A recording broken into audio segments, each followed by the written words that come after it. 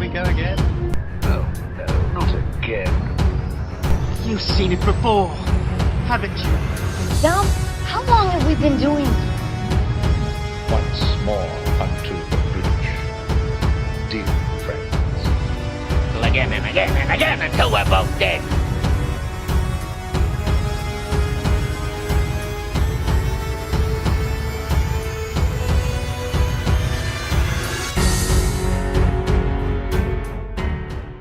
Hello and welcome to You've Seen It Before, movie reviews and connections in mind. Godzilla, King of the Monsters is the third installment in Warner Brothers Monsterverse universe.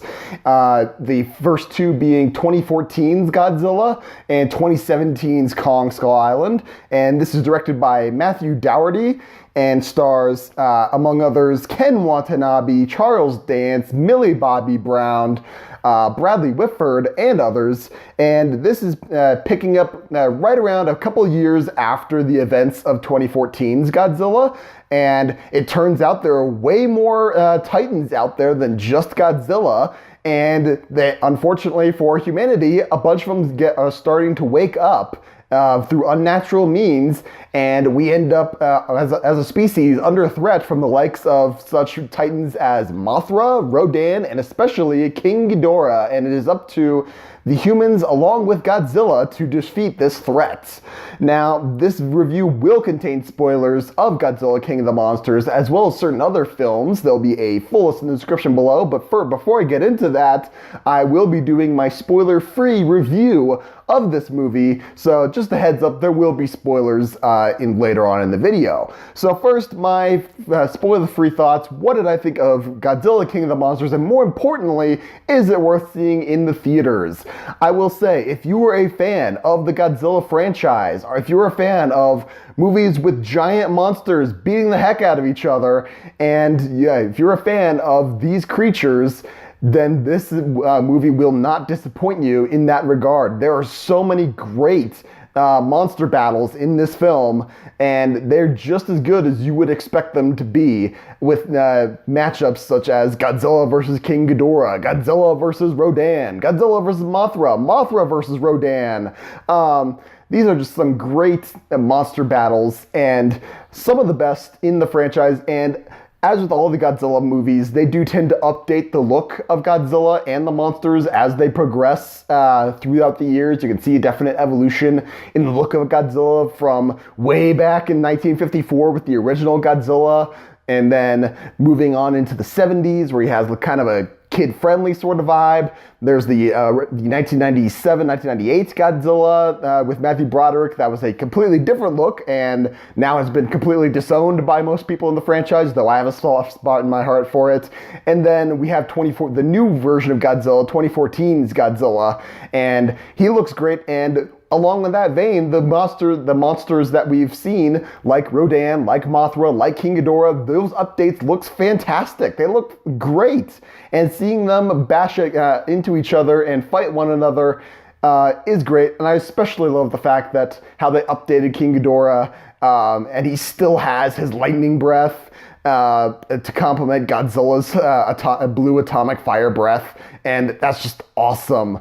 And even the additions that they've made with Rodan, who originally, in the original Toho films, he was just a giant pterodactyl, a kind of cheap-looking pterodactyl with just the massive wind powers. And as he flies by, he can just create massive tornadoes. He does that in this film too, but then they've gone one step further and added sort of a burning ember fire thing to the edges of his wings, and that looks spectacular.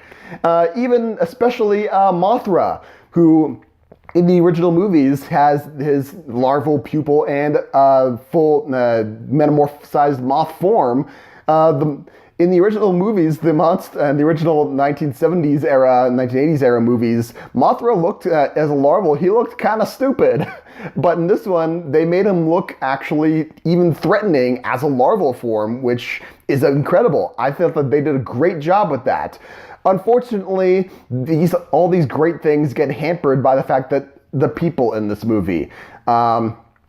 The people in most of the other Godzilla films, they're really there. They're not really necessarily memorable characters, and they're just kind of there to provide the loosest of reasons why these pairs of monsters are fighting and try to give them some stakes other than just, it's two monsters fighting. What more do you need? Apparently just enough plot to give it this. This movie, I think, tries way too hard to give us a reason why these monsters are fighting and why so many monsters are coming out. And I think that this film gets bogged down severely when it has to focus too much on the humans and our human characters. I think the standout of this film was Millie Bobby Brown, honestly. I think she's great in this. I think her character has a lot going on with all the things going on with her. I think she plays the daughter of one of two scientists who work or worked with Monarch, the monster hunting organization in this universe. And her character, I think, had the most arc to do with this. But then, even then, her arc gets pseudo-resolved in the way that doesn't really give much closure, I think, and they just kind of let it go away at a certain point and don't really resolve it, and that's fine. But then again, the fact that the movie itself puts so much emphasis on these human characters and their struggles, the fact that you don't really get a lot of resolution for that character is kind of a letdown. Even in the original older Godzilla movies, whatever characters that were in human characters were in those films, they at least had a certain amount of closure in their stories. I point to my favorite example of an older Godzilla film, which is the one that started me off with Godzilla, is Godzilla vs. Megalon, which I believe is the early 1970s. And that is a dumb movie, but it's so awesome in the monster fights. But the human characters, it focuses just enough on them to make you care about the main characters, and they have, what little arc they have is introduced in the beginning and touched on throughout the rest of the movie, and it has a somewhat satisfying conclusion as far as there goes. I reiterate, their characters are not the best characters ever. They're really shallow when you put it into them. They don't really cover a whole lot, but you don't feel like you're missing out on anything because that movie knows it wants to focus. It knows when to focus on the monsters and not on the humans. This movie doesn't, I think, has that same problem as the 2014 Godzilla, in that whenever the action gets good, the camera has a annoying tendency when the humans are doing something in and around the monsters. The camera will focus on the humans, look over, see that the monster is still doing something for maybe 3 seconds, and then turn back to the human characters.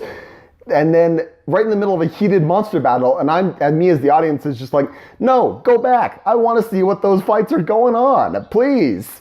Because after a while, the human characters, they're kind of boring, honestly.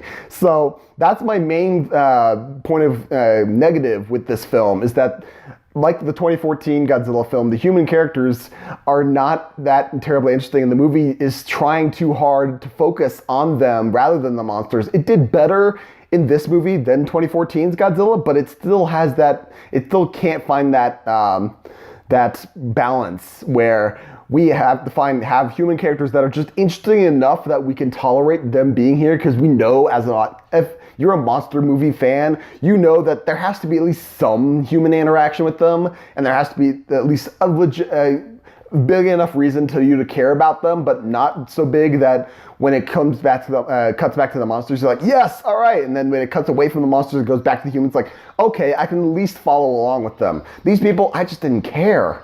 And that was just the biggest downside of this movie. But overall, I would say if you can stick it through the human characters long enough to get to the better monster scenes, it is definitely worth it. And I definitely recommend you go see this film. And if I were to give this a letter grade, I would say this is a solid B+.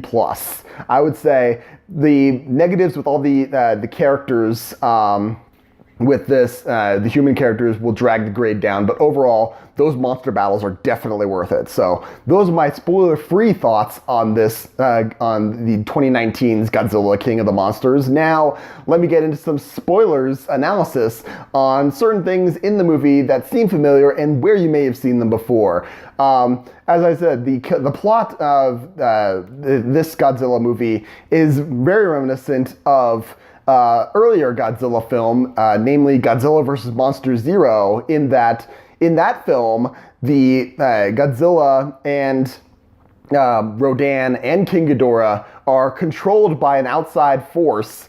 In that film, it was aliens from Planet X, and in this film, it's the Orca.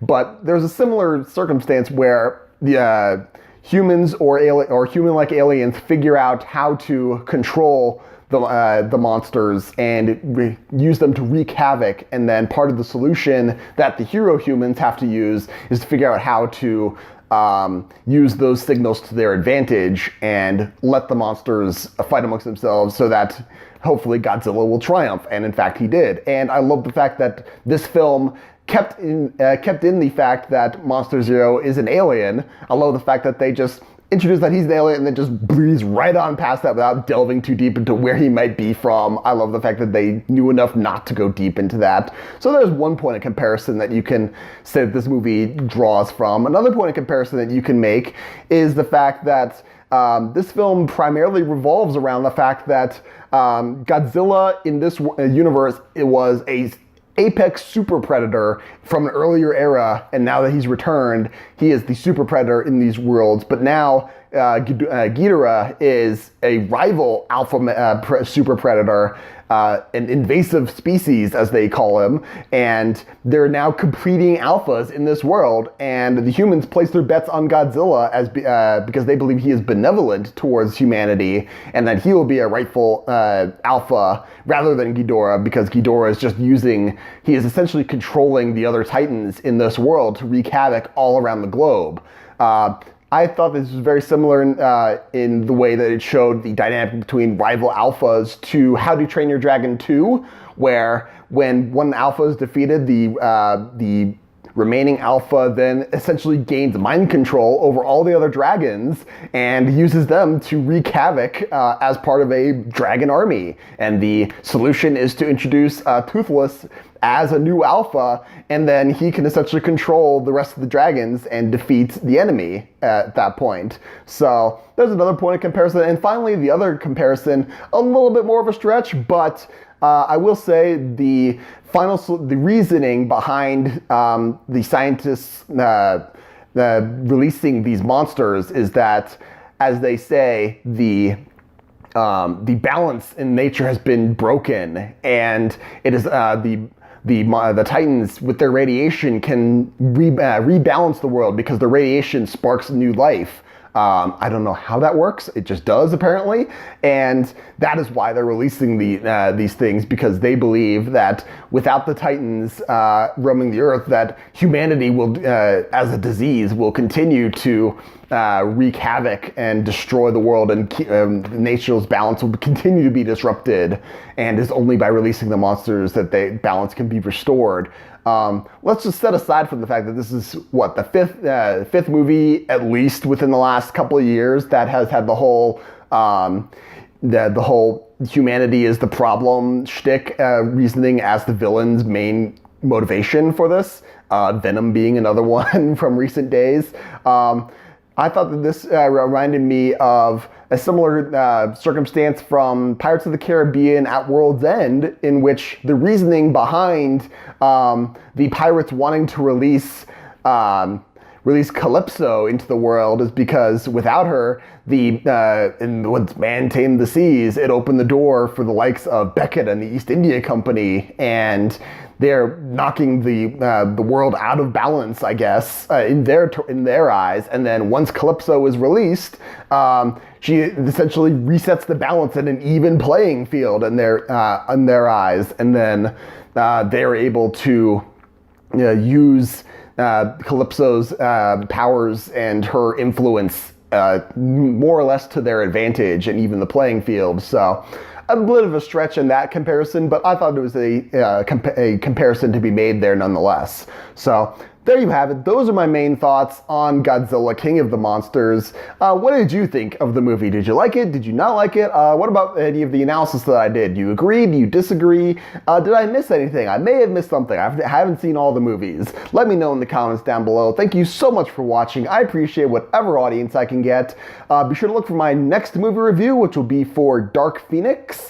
Be sure to look for that coming soon. And yeah, thank you so much for watching. As I said, I really appreciate it. And if you like what you saw here or anywhere on my channel, please like, share, and subscribe. I'd really appreciate it.